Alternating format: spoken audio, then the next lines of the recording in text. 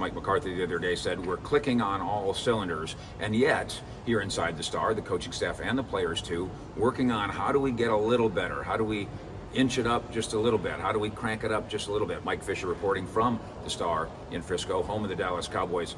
Don't know what else you could do on Dak Prescott to get him to go to a higher level. The numbers putting him at MVP status at this point. Don't know how you could do much more with CeeDee Lamb, as over the course of the last 3 weeks, he's an all-time record holder and he wins NFC Offensive Player of the Week. How about in the offensive line, where we're going to suggest that the resting of Tyron Smith might be the best thing that group can do overall.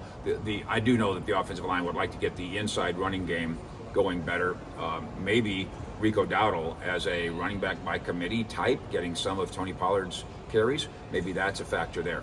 Flip to defense, because when McCarthy said all cylinders, he was mostly talking about offense. I know Micah Parsons would like to think that all cylinders means he's getting sack and tackle numbers. He got neither of those against the Giants. Let's call that a circumstantial thing. I do think there will be a juggling of linebackers this week. I think you'll see Damone Clark maybe move back to his previous spot with the newcomer Evans, former first-round draft pick of the Titans.